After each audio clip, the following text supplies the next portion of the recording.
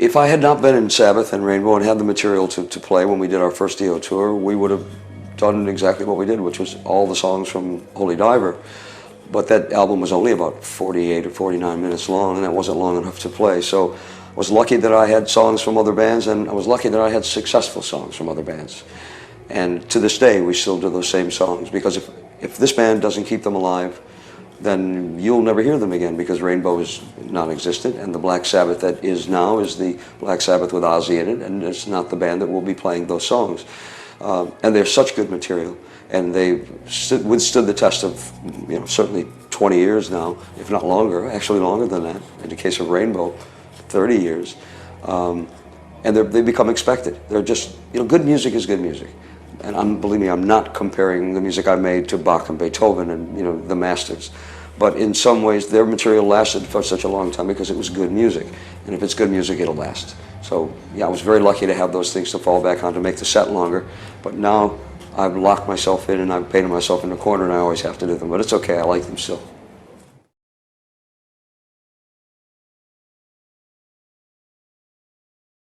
Well, there have been so many songs of Rainbow and so many songs of Sabbath that it's been very difficult to choose them. So what we do is we do some on one tour, and then we'll choose other ones on another tour, which is really excellent, because that way you don't see the same set all the time.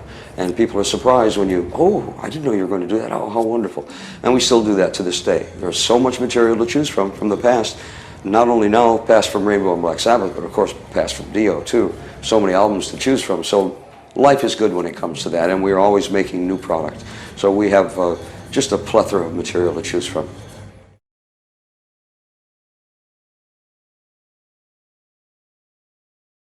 I think Holy Diver, because of the musicianship and because of the so many good songs, stands up to absolutely anything that I've been involved with.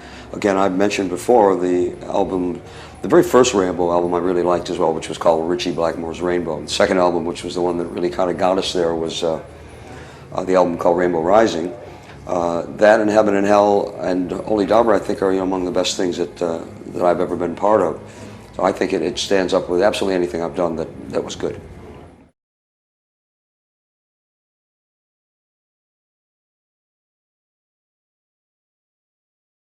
Having been so fortunate to have 3 great albums under my belt, Rainbow Rising, Heaven and Hell, Holy Diver, and thinking in some way that perhaps I'm one of the few people who's been part of 3 great albums that way, I think someone else will probably top that at some point. I hope they do, because good music is good music, and I want to hear it as well.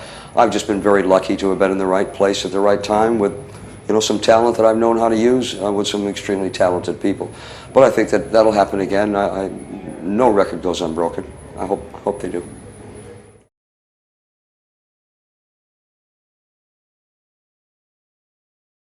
I've already done part of the singing for a film that Jack Black and his partner Kyle Gass, who are known more for a band they have called Tenacious D. I've done the vocal part of that, and then I will be appearing in the film as myself. Jack and Kyle did a video for me for a song that was called Push, and they were in the video, and that's where I met Jack. And didn't realize what an incredible fan Jack was of my work. I had no idea. And I told him what a fan I was of his work too. And getting to know him was just a joy. He's one of the most intense human beings I've ever known. So incredibly talented, great guy, knowledgeable, so knowledgeable about rock music. And we hit it off right away. And after we did the video for the song, the Dio song, he said to me that he and Kyle were writing a film, and that one day they would be doing it, and would I appear in the film?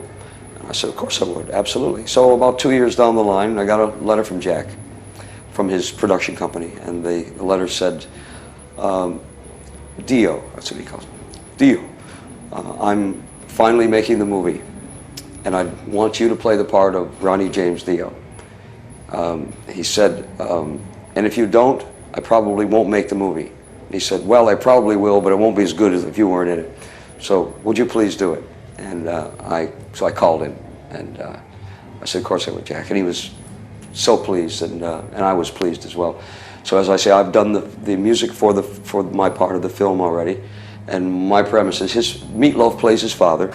And again, I play me, and my part in it really is that as a young kid, he was told that he really shouldn't be looking at Dio posters or that evil kind of stuff, or that Holy Diver poster by his dad, and his dad didn't want him to be part of any of that, and his dad was quite oppressive to him. And at one point, he's praying to my pictures, saying, you know, please help me and give me some advice, and I come to life, and that becomes my part in the film. So it's my first film, even though it's just tiny, tiny little part, you know, and I don't consider myself to be really any kind of actor or in the film, really. I'm being me. But it was wonderful. For one reason, it was wonderful because I'm glad that I could do it for Jack. I could please him. Secondly, I got a SAG card out of it, Screen Actors Guild card out of it. So now I can do other movies, and very easily too. But it'll be a joy. I'm doing it, I think, on the 15th of July.